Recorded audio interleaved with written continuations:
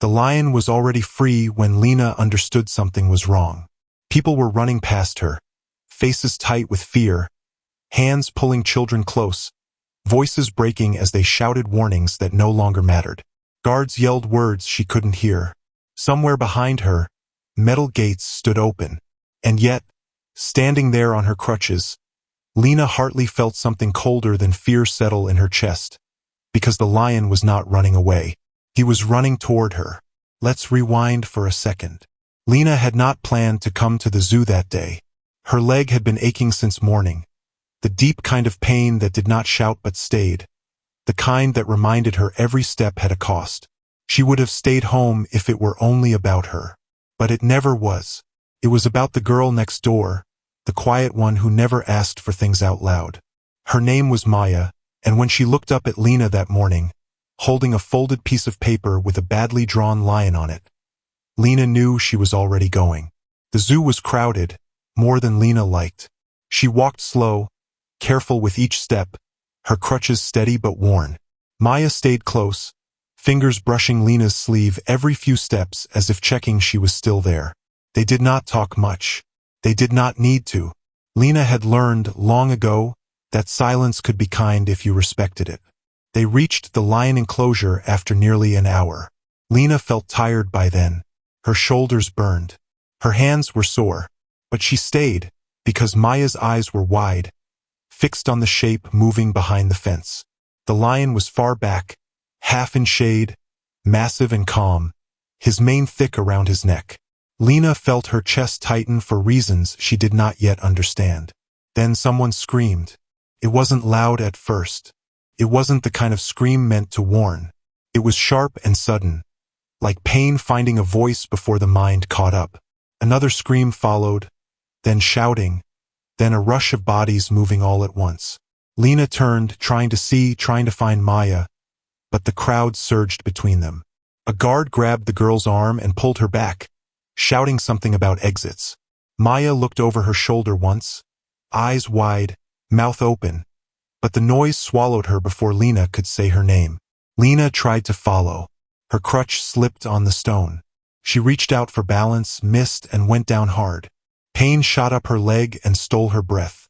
She stayed there on her knees for a moment, hands flat on the ground, head lowered, fighting the old instinct to curl inward and disappear. That was when everything went still. Not the world, just her. She lifted her head slowly. The lion stood less than 5 steps away. He was larger than she remembered lions being. Taller. He filled the space with his weight alone. His mane moved slightly as he breathed. His eyes were locked on her, not wild, not sharp, but focused, as if he had been searching for something and finally found it. Lena did not scream. Her heart pounded so hard she thought it might break her ribs, but her body refused to move. Somewhere behind the lion, men shouted. Someone raised their voice higher than the others. Someone else cried.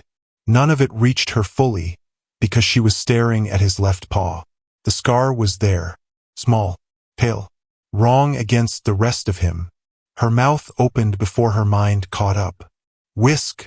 The word barely left her lips. It was more breath than sound. But the lion stopped. He did not move closer. He did not step back. He just stopped. His head lowered slightly, not in threat, not in fear, but in something that felt like recognition. He took a slow breath, then another, and the sound he made was low and soft, the kind of sound that did not belong to anger. Lena's hands began to shake. 12 years fell away like nothing. She was 24 again. Younger, stronger, still broken in ways she did not yet know how to name. She could smell smoke and dirt and blood. She could hear the distant crack of gunfire. She remembered kneeling in a tent that was never meant to be a hospital, holding something warm and small against her chest while the world burned outside. No, she whispered now, tears rising without warning. No, you can't be. The lion took one step forward. A guard shouted, "Ma'am, don't move." She almost laughed, almost cried. "I can't," she said, not turning her head. "I really can't." She let one crutch fall, then the other. Slowly, carefully. She lifted one hand and held it out, palm open, the way she had done long ago when the cub was scared and weak and fighting sleep more than pain. "It's okay," she said quietly. "I'm here." The lion leaned forward, and then he pressed his head against her chest. Not hard, not sudden, just enough. The world broke open around them. People gasped. Someone sobbed. A man said, "Oh my God," like a prayer he had forgotten how to finish. The lion stayed there, breathing against her, the weight of him steady and real. Lena wrapped her arms around his mane without thinking, fingers sinking into the thick hair. Her face pressed into warmth and memory and something she thought she had lost forever. "I'm sorry," she whispered into him, voice shaking. "I thought you were gone." He stayed. He did not leave. And as the guards slowly lowered their weapons, as the noise faded into something distant and unsure, Lena knew with a certainty that scared her more than the lion ever could. He had not escaped to run. He had escaped to find her. And somewhere, deep inside, she understood this was only the beginning. They sat like that for almost a minute, a woman and a lion, one broken in body, the other in silence. But somehow, right in that moment, both of them made sense. Lena didn't hear the phone's recording or the shouts from behind the fence. Her ears had gone quiet, not from fear, but from that strange kind of stillness that happens when the past collides with the present, and your heart doesn't know what to do with either. Whisk breathed deep against her, his sides rising slow like waves. He was older now, much older, but the way his head leaned into her chest, that was the same as the little cub who had once curled into her sleeping bag to hide from the sound of gunshots.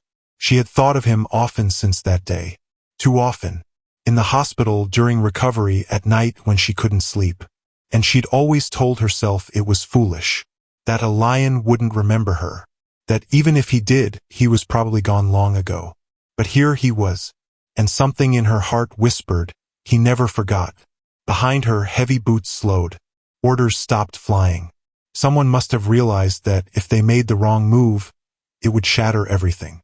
A man's voice, cautious but gentle, finally called out, "Ma'am, are you okay?" Lena didn't answer. She was still holding Whisk's mane in both hands. She kept her eyes closed, breathing in the dusty warmth of him. His scent was earth and sun and something faintly sweet, like dry grass. He was calm. Too calm for a lion that had just escaped a steel enclosure. She opened her eyes slowly and looked up.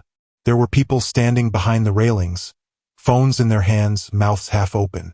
Some had tears on their faces. Some looked like they wanted to run but forgot how. Behind them, guards stood frozen, rifles lowered but ready. A few had started to move forward but stopped again the second they saw her. Lena raised one hand, not to wave, not to call for help, just enough to ask for stillness. "I'm okay," she said. Whisk lifted his head. His eyes met hers. They were the same color as sand on a hot road. Familiar, tired, soft in a way most people would never believe. "You remember me?"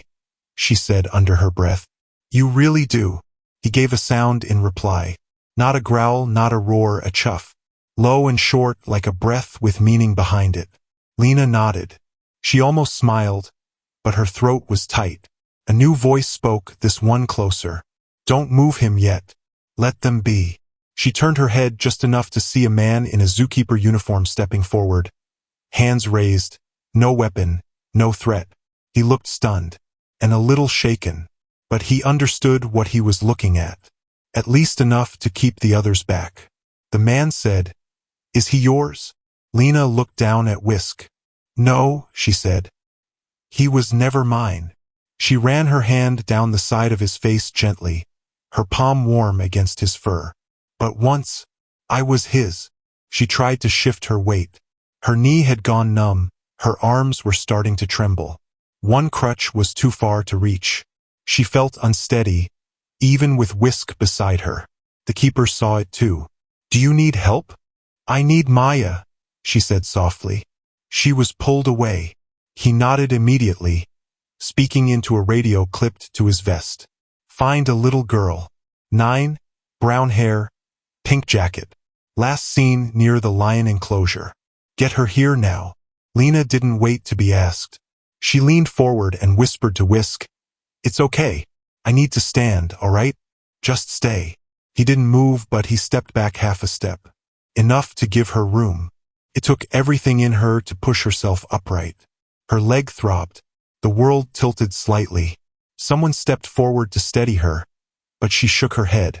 A guard brought her crutches and placed them beside her gently.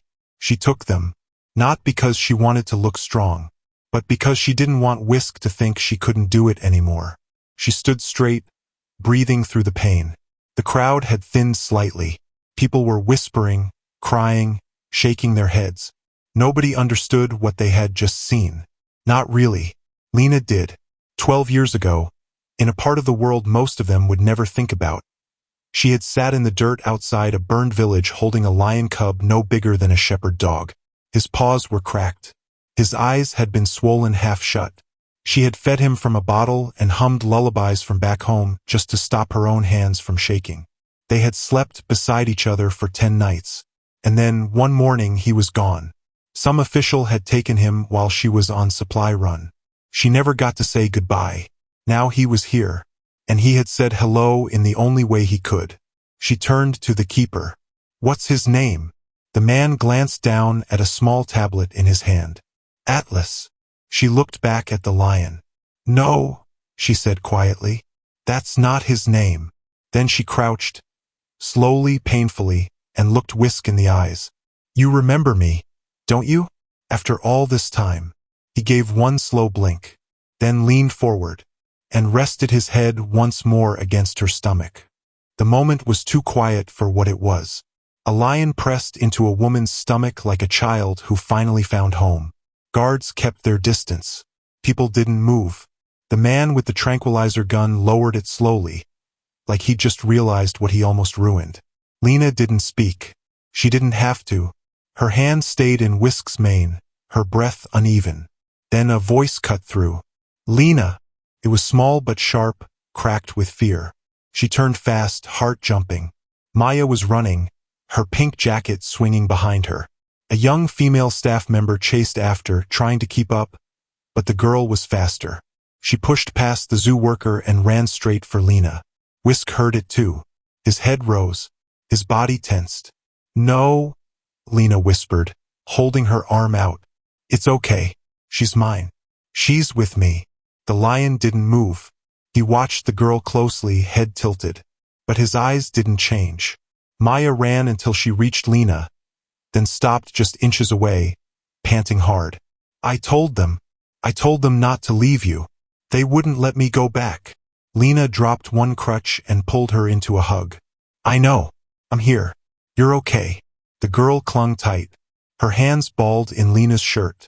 After a moment, she peeked over Lena's shoulder. "Is that yours?" Lena pulled back. "Do you remember the story I told you? About the little lion cub I once saved? A long time ago." Maya nodded.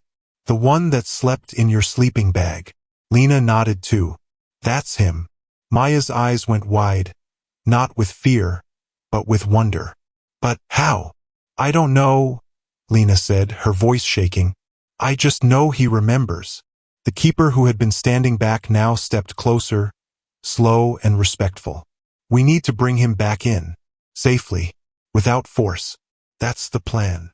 Lena turned to him. "Don't touch him. Let me do it." He paused. "Are you sure?" "He came for me," Lena said. "Let me take him home." The keeper made a quick signal with his hand. "Hold all teams. No action." Lena took Maya's hand and gave it a squeeze. "Stay here." The girl didn't argue.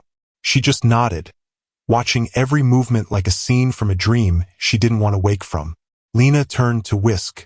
"Hey," she said gently. "It's time to go back. All right? You're safe now. I'm here. I'll come with you." Whisk stood still. "Walk with me," she said. "Just like we used to." She stepped forward, one crutch in place, the other arm slightly extended. Whisk matched her step. One paw, then another. No rush, no fear. The crowd parted. People cried. Some whispered prayers. Some just stared, frozen in disbelief. It took nearly 10 minutes to reach the side enclosure where zoo staff had already opened a backup gate. Lena led him slowly, whispering little things. Old stories, pieces of songs, whatever her heart remembered from the desert. She told him about the baby goat that used to follow them, about the soldier who tried to give him a name he wouldn't answer to, about the day he finally licked her hand and let out a purring sound that didn't make sense coming from something with teeth like that. When they reached the gate, Whisk paused. He looked at her. Lena looked back. "I'll be here tomorrow," she said softly. "I promise." Whisk stepped inside. The gate closed. The air didn't erupt. No applause. No cheering. Just breathing. The kind that only comes after holding it for too long. A woman near the railing wiped her face with both hands and said, "What did we just witness?" A man replied, "Something true." Lena stepped back from the gate, her leg trembling, sweat covering her spine. The keeper was waiting. He didn't speak, just looked at her like someone who had watched a book rewrite itself. Then he said, "Can you tell me everything?" Lena nodded. "But not here." They moved to a shaded bench behind a locked section. Someone brought her water. Someone else brought Maya. The girl sat quietly, her hand gripping Lena's tightly. The keeper sat on the edge of the bench. "I don't even know where to begin." Lena looked past him, toward the enclosure, where Whisk had already curled near the glass like he was waiting for her to sit there again tomorrow. "You begin in Kenya," she said. Lena did not start with the hard parts. She never did. She spoke the way people do when they are afraid that if they touch the sharp edge too soon, it will cut everything open. She told the keeper about the heat first, not how it felt, just that it was always there and never left. She talked about the camp, how it sat too close to the reserve and too far from help. She said they were short on supplies, always short, and that the nights were louder than the days. The keeper listened without interrupting. Maya leaned against Lena's side, her head resting where Lena's ribs met her shoulder. Lena kept one arm around the girl as she spoke. "The cub was brought in at night," Lena said. "A ranger carried him like he was already gone. His paws were burned. Not bad enough to end him, but bad enough that he cried without sound. I didn't think he would make it till morning." She paused, swallowed. "I almost let him go," she admitted. "I was tired. I was scared. And I had already lost too many things that week." The keeper nodded. He did not rush her. "I fed him with an empty bag and a needle. I cleaned myself. I held his head so he wouldn't choke. He hated it. He fought me with what little strength he had. But after, he slept. Right there. Against my chest." Her fingers curled into Maya's jacket as if holding onto the memory. "For 10 nights, he slept with me. If I moved, he woke. If I didn't speak, he cried. So I talked. About home. About nothing. About things I never told another person." Maya whispered, "Did he understand?" Lena smiled without looking down. "I think he did. Not the words. Just the truth behind them." She told them how she named him Whisker because his mane stuck out in all directions. How he learned her smell before her face.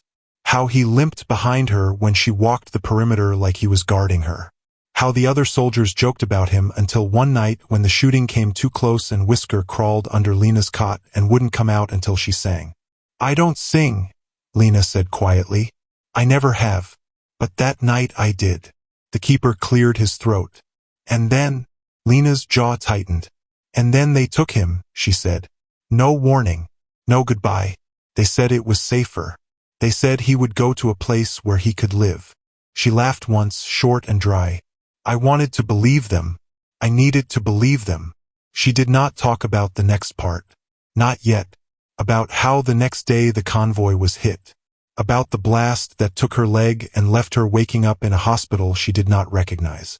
About how when she asked about the cub weeks later, no one knew what she was talking about. "I looked for him," she said instead. "For years. I checked lists. I asked people. I searched online with bad connections and worse hope. But there was nothing. So I told myself he was gone." The keeper leaned back, rubbing his hands together slowly. "And today," Lena looked toward the enclosure again. Whisk was still there, lying near the glass, facing the bench. "Today," she said. "He found me." They sat in silence for a while after that. Not the heavy kind. The kind that lets something settle into place. A different man approached then, older, with tired eyes and a voice that had learned how to stay calm in hard moments. "We need to talk about what happens next." Lena nodded. "I know. You can't just walk in whenever you want," he said carefully. "There are rules. Safety issues." "I understand," Lena replied. "I'm not asking for special treatment. I'm asking for time." The man hesitated. "He responded to you in a way we've never seen." "I won't touch him again without permission," Lena said. "I won't cross lines.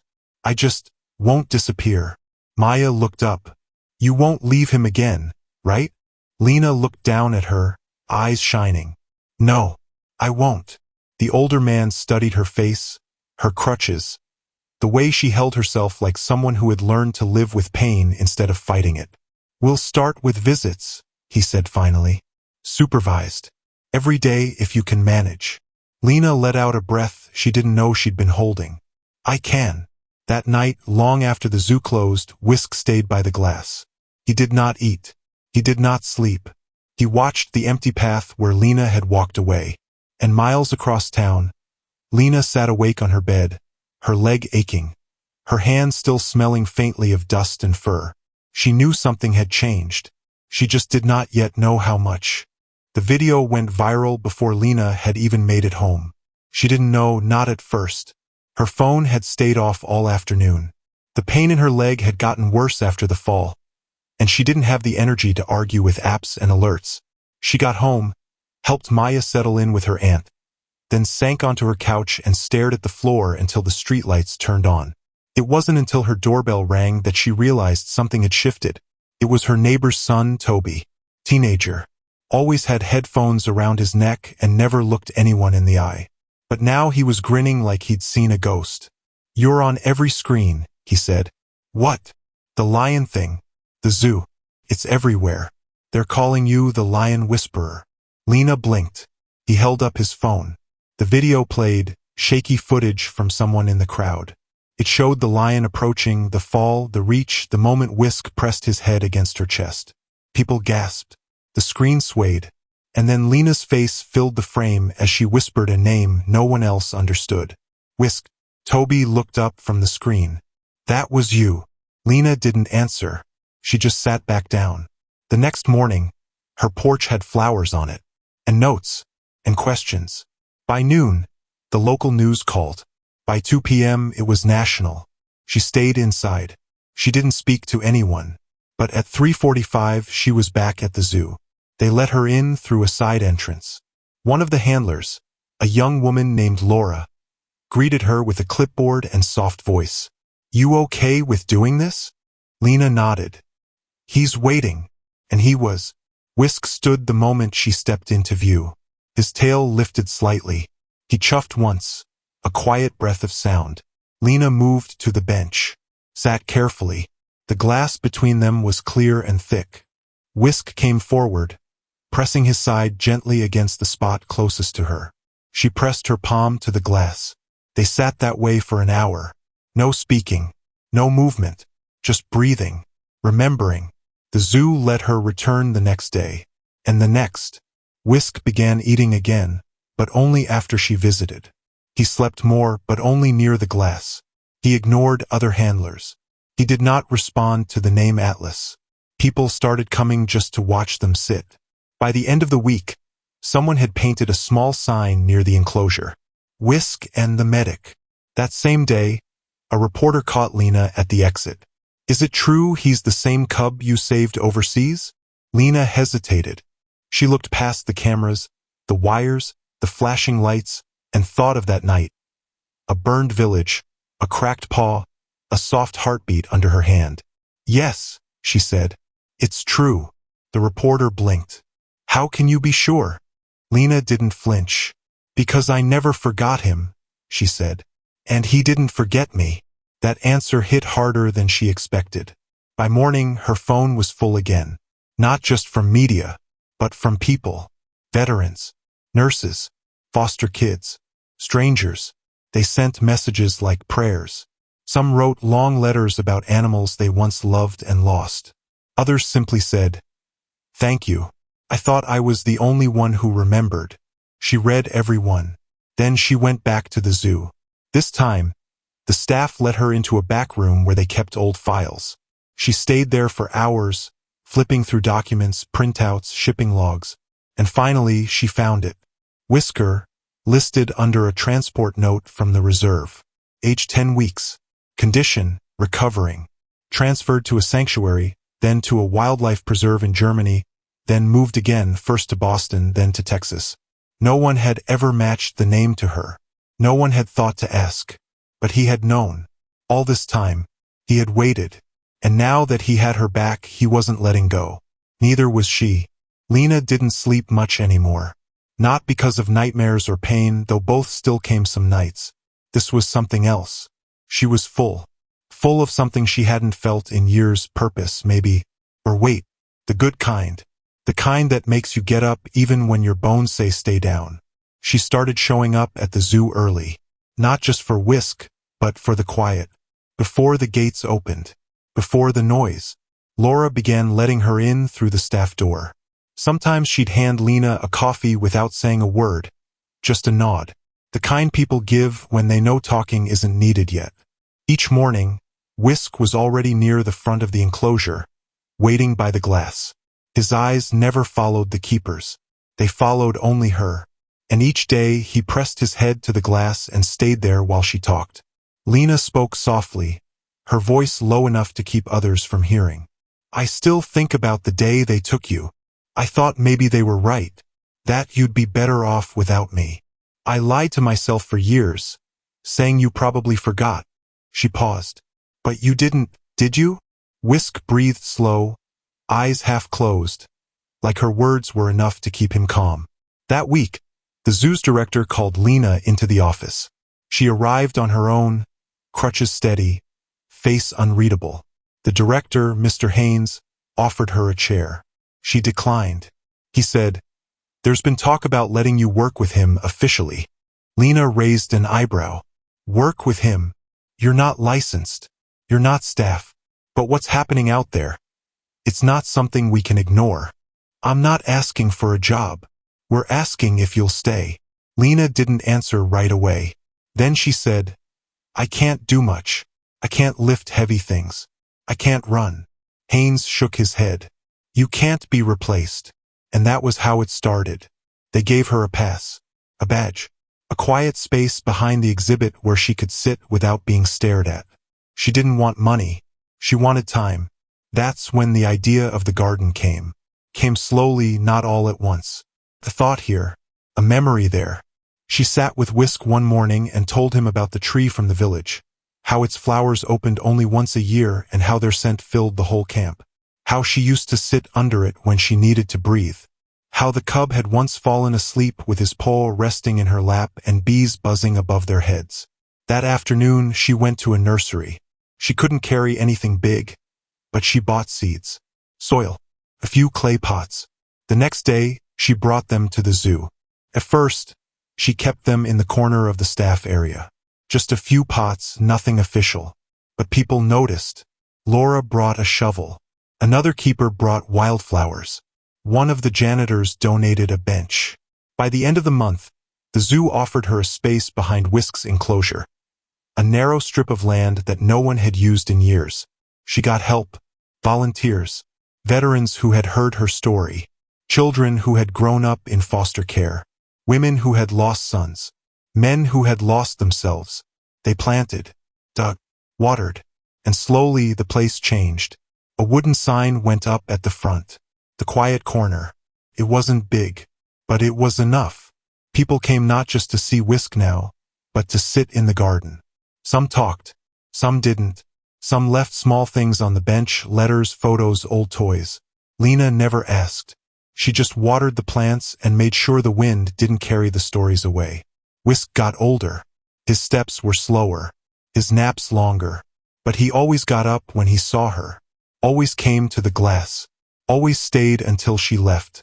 One day, Lena brought a mirror to the garden. A small one. She tilted it just right so that Whisk could see her even when she sat farther back. That day he didn't sleep. He just watched. Another day, a boy came into the garden crying. 7 years old. His dog had died. He held a toy lion in his lap and wouldn't speak. Lena didn't try to make him. She just sat beside him, silent. After 10 minutes, he said, "I think Whisk knows." She nodded. "He knows," she whispered. More people came. Not because they were told to, because they needed to. The garden filled with voices. And still, every morning, Whisk waited. And Lena came. It started with the way he stood. Whisk didn't rise as fast that morning. He didn't walk to the glass like he usually did. He stayed in the back of the enclosure under the tree, lying in the patch of shade that shifted slowly as the day moved. His breathing was steady, but his eyes, those eyes that always lit up the second they found hers, were tired. Lena noticed right away. She didn't say anything to the others. She just pulled her chair closer to the glass and waited. She whispered, "I'm here." Whisk didn't move, so she talked to him. Not about the garden or the news or the people who had come yesterday. She didn't talk about the zoo's new plan to build a second sanctuary wing, or the grant money that had started pouring in because of the story. She talked about the sand, about the way it stuck to your boots no matter how many times you brushed it off, about the smell of smoke after it rained, about how, once, she had found a flower growing out of the tire tracks where a convoy had been ambushed 3 days before. She talked the way you talk to someone who can't reply, but you need them to know anyway. Whisk didn't move. Not that morning. Not that afternoon. The keepers came. They checked him carefully. They said, "He's not in pain. He's just tired." They said it again the next day. Lena sat by the glass every hour they let her. She brought a photo, one from the early days. It showed her younger, sitting cross-legged in a military tent. A tiny lion cub curled up beside her, nose buried under her arm. She placed the photo near the glass. She said, "That's us." Whisk opened his eyes and looked at it, and she swore he gave the faintest, smallest chuff.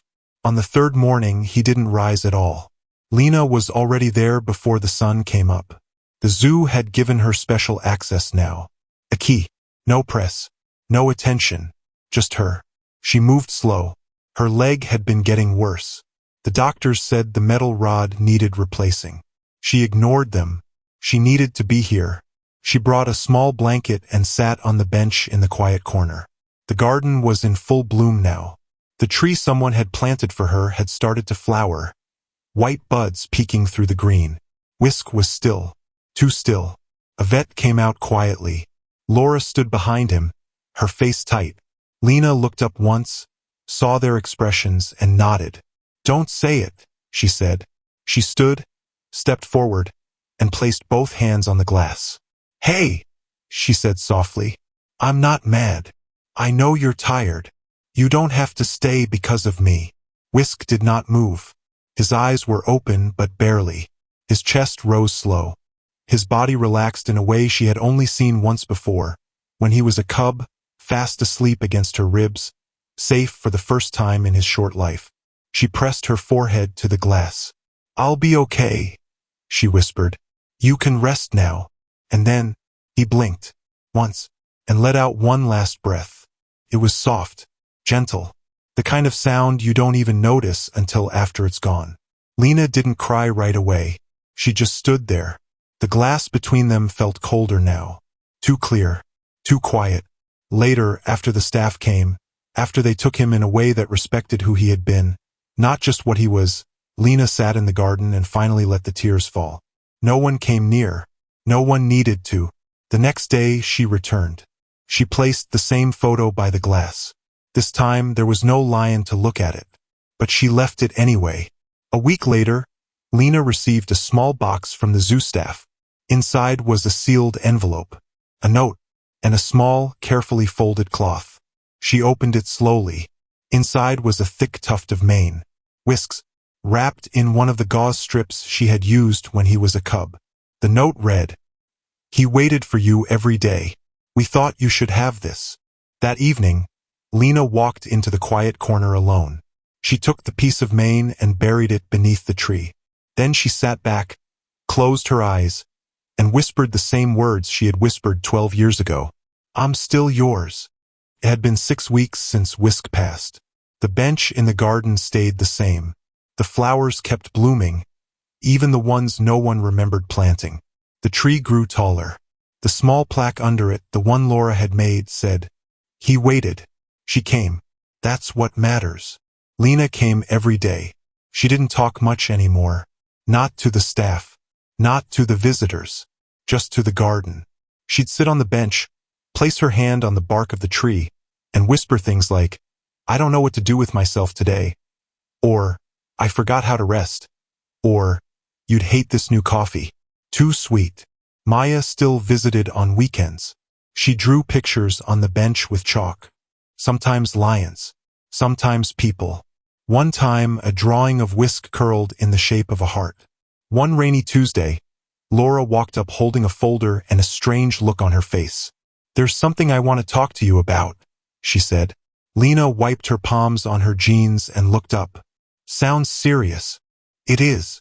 She sat beside her. "There's a lion arriving next week. From a facility up north. Rescue case." "Long story." Lena nodded. "Okay." Laura hesitated. "He's different. Barely socialized. Doesn't trust anyone. The other staff don't want to work with him yet. But Mr. Haynes said something that made me think." "What?" "He said, if he's not ready for us, maybe he's ready for her." Lena blinked. "Me? You don't have to say yes," Laura added quickly. "We'd keep you safe. Everything would be observed. But it's just a visit. You'd stay on the other side of the glass. Like before." Lena looked down at her hands. The knuckles still stiff. Her body still slow. But something inside her flickered. An ache, maybe, or a pull. She said, "I'll meet him." Laura nodded. "You'll come after hours. No press. Just us." A week passed. And then the day came. The sky was dull. The zoo quiet. Lena walked the path alone, her steps more careful than usual. Her leg had been worse lately, and she refused to go back to the doctor. Not yet. Not until this was done. When she reached the enclosure, Laura was already waiting. "He's inside," she said. "We just got him settled." Lena didn't speak. She stepped closer to the glass. The lion stood far back. Bigger than Whisk. Younger but leaner. His mane was darker. His face marked with a scar that ran just above the eye. His posture wasn't tense, but it wasn't calm either. He watched her, unmoving. Lena didn't raise her hand. She didn't speak. She just stood there. After a long moment, the lion took one slow step forward. Then another. She could hear Laura's breath hitch behind her. The lion kept coming. When he reached the glass, he didn't look at her face. He looked at her shoulder, then her leg. Then, without warning, he let out a low, soft chuff. Lena gasped. Her knees went weak. She caught herself on the railing, heart pounding. It wasn't possible, but it was. She knelt slowly, painfully, placing both palms on the ground. The lion watched her, and then he pressed his head gently to the glass. The same spot Whisk always did. Tears ran down her cheeks before she realized they'd come. She laughed, breathless. "You can't be him," she whispered. "But somehow you carry a piece." Laura stepped forward slowly. "Lena? Are you okay?" Lena nodded. "No, I'm not okay." She touched the glass again. "But I think I'm finally starting to heal." The lion's name was Bramble. That's what the rescue center had called him. Not for how he looked, but for how he acted. Wild, sharp, hard to handle. He'd been moved from place to place, never settling, never staying. 3 different enclosures in 4 years. Each time the same note was written on his file. Distant, aggressive, withdrawn. But not with her. With Lena he was quiet. Not soft exactly, but still. He didn't roar. He didn't pace. He simply came to the glass and sat down, as if the weight in his chest was finally being held by someone else. Lena didn't rush it. She never did. She came every day. She sat on the same bench. She didn't bring toys or tools or treats. She just brought herself. She talked sometimes. Mostly little things. There's a flower blooming behind the bench. White. Like snow, even in this heat. Maya says hi. She's drawing you today. Says you look like a storm cloud. You remind me of someone. Bramble listened. He didn't blink much. His ears twitched slightly when she spoke, like he was trying to memorize her voice. The keepers watched closely. Cameras, notes, daily logs. But nothing explained it. Not science. Not training. Not habit. It just was. After 2 weeks, Bramble started chuffing when she approached. Lena smiled the first time. She didn't smile often anymore. She told Laura, I don't think it's just me. I think he remembers something I remind him of. Like what? Like safety. One morning, Lena brought something small in a paper box. Laura watched her carefully. What is that? Whisk's mane, Lena said softly. Just a bit. Wrapped in cloth. I kept some back. Laura didn't say anything. Lena walked to the edge of the enclosure and placed the box just beside the glass. Not inside, not in reach, just near. Bramble saw it. He stood, walked forward, and sat again. His head tilted slightly. Then, he leaned toward it. Not the glass, the box, and chuffed. It was the same sound. Exactly the same.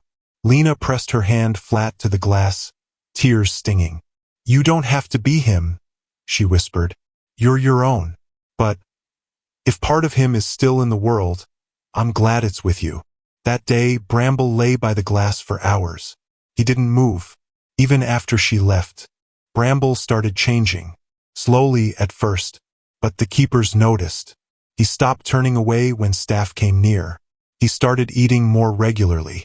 He played with one of the old enrichment toys that had collected dust in storage. Only when Lena was near, but still it mattered. Most of all, he stopped pacing. Whisk had never paced either. That memory made Lena smile. Not a wide smile. Just the kind that pulled quietly at one side of her mouth. Like a secret kept between two souls who had once needed each other more than either could say. The garden kept growing too. Lena had added a new row of white flowers. People started leaving small painted rocks under the tree. One said, You came back. Another said, For Whisk. One morning, after her usual visit with Bramble, Laura met her near the staff room, holding a tan envelope. This came for you, she said, handing it over gently. From Kenya. Lena felt the breath leave her chest. She held the envelope like it might tear if she moved too fast. It was old-fashioned, handwritten, slightly crumpled. No logo, just her name, carefully printed. Back in the quiet room behind the exhibit, she opened it with shaking hands. Inside was a short letter. Dear Lena Hartley, we don't know if you remember us, but we remember you. 12 years ago, you treated a lion cub under impossible conditions. You may not have known, but one of our rangers who assisted in the transfer kept your photo with the cub. He included a note explaining what you did. That note stayed with him through every transfer. Germany, Boston, Texas. We believe it's why your lion never forgot. His final caregiver here wanted you to have this copy. Thank you for saving him, for reminding the world what real memory looks like. The reserve team. Lena stared at the letter, her hands trembling. She turned the page over. A photo was paper-clipped to the back. It showed a tiny lion cub asleep beside a cot, head tucked against the chest of a woman with dusty hair and a tired smile. One arm was slung protectively around his side. The corner of the image was slightly burnt, but the cub's face was clear. So was hers. A soft knock pulled her back to the room. Laura stepped in. You okay? Lena nodded, wiping her face. I think I am now. They framed the photo and hung it in the staff corridor. People stopped to look at it every day. 2 weeks later, Bramble was officially named the zoo's new feature animal, but only after Lena gave her blessing. He's not a show, she said. He's a story. That weekend, they unveiled the new plaque near his enclosure. It read, Bramble, a lion reclaimed. He did not forget what it meant to be loved. Lena's leg gave out on a Tuesday. She was halfway through watering the garden when her right knee buckled and she went straight down into the dirt. No warning, no time to brace. The hose snapped loose and water sprayed her shirt, but she didn't feel it. Laura rushed in first. She tried to help Lena up, but Lena's body had already decided it wasn't moving. Not today. I'm fine, Lena said, breathless. You're not, Laura said gently. You're white as a sheet. They got her to a chair. A first aid kit came out of nowhere. A staff medic kneeled beside her. Your blood pressure's low. Has this happened before? Lena didn't answer, because yes, it had. Twice this month. She had kept it quiet. She didn't want to miss a single visit with Bramble. The medic gave her water and called an ambulance anyway. Lena waved it off. She knew the truth. Her body was tired. The kind of tired that rest wouldn't fix. That night, at the hospital, the doctor finally said what she already suspected. The leg isn't healing anymore. Your system's too strained. You're pushing too hard. You need to stop. I can't, she said quietly. The doctor looked at her file. You've already given more than enough, Ms. Hartley. No, she said. I haven't. 3 days later, back at the zoo, Lena moved slower. She had a cane now instead of crutches. Her steps were careful, smaller. But Bramble noticed. He always noticed. When she came, he didn't just chuff. He stood, waited, watched every inch of her movement. Then, for the first time, he did something no one expected. He pressed his forehead to the glass, and stayed there until she sat. She whispered, You know, don't you? He blinked once. Slow, deliberate. She kept her hand on the glass for the next 30 minutes. Neither of them moved. Later that week, the zoo offered her something she never saw coming. Permanent space. Not just a bench, Haynes said.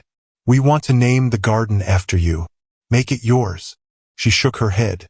No, he frowned. You've earned it. It was never about me. Then who's it about? She looked through the window. At Bramble. At the tree. At the space where Whisk had waited every morning like time didn't exist without her in it. It's about memory, she said.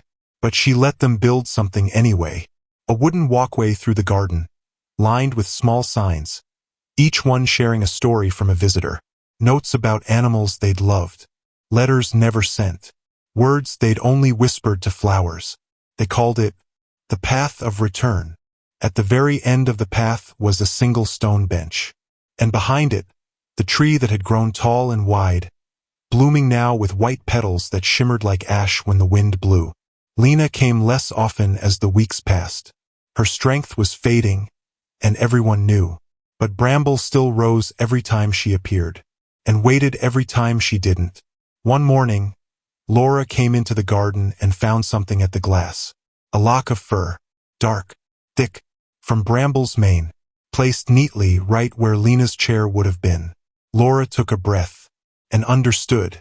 She called Lena, told her gently, Come when you're ready. Lena didn't rush her last visit. She took her time brushing her hair, buttoning her shirt, sitting still in the silence of her small living room. She looked at the photo on her mantel, the one of Whisk as a cub, asleep against her chest in a world that no longer existed. Then she picked up a worn cloth bag. Inside it were 3 things: a folded letter, a small white flower from the garden, and the last strip of gauze she had saved from 12 years ago. The cab ride to the zoo was quiet. No one asked questions. She entered through the staff gate. Laura met her near the enclosure, eyes red but smiling. He's been waiting, she said. Lena nodded. I know. They didn't bring a crowd. No cameras. No fanfare. Just Lena. And Bramble. He was already at the glass. As always, his head low, breath steady. She moved closer, leaning on her cane, 1 foot at a time, until she stood right where she always did. He chuffed. She pressed her palm to the glass. I can't stay much longer, she whispered. Bramble didn't move. But I wanted you to have something. She sat carefully on the bench, opened the cloth bag, pulled out the flower first. She placed it on the ledge near the glass. Bramble watched it fall gently into place. Then she unfolded the gauze. Whisk wore this the night before they took him, she said. It still smells like the desert. She smiled, eyes filling. Funny, isn't it? All that dust, all that war, and this is what survived. Finally, she took the letter. I wrote something, not just for you, for anyone who sits here someday. Maybe they'll need it. She stood again, slower this time, and gave the letter to Laura. Put it under the bench, in the little box. Laura nodded. Will you stay a while? She asked. Lena looked at Bramble, at the eyes that still watched her like she was the only person that made sense. I'll stay a little longer. She sat down again, leaning her cane against the wood. She didn't speak. She just breathed, one breath at a time. And across the glass, Bramble did the same. When the sun began to fall behind the trees, Laura came back quietly. Lena didn't open her eyes, but she smiled and whispered, He's not alone anymore. That night, after the zoo closed, Bramble didn't move from the glass. The next morning, visitors found a new sign added near the entrance to the quiet corner. It read, Lena's bench for those who remember. The letter she left under the bench was laminated, bolted in place. It said, If you're here because you miss someone, stay as long as you need. They remembered you, even if they couldn't say it. And maybe, just maybe, they found their way back in a different shape. Like a lion, like a breeze, like a flower blooming when no one thought it could. Lena, thank you to my amazing family for staying with me until the end of the story. Your support means the world to me. If you enjoyed this journey, I just know you'll love what comes next. I've prepared something even more exciting and surprising that I can't wait to share with you. Just click on the end card appearing on your screen right now to watch the next one.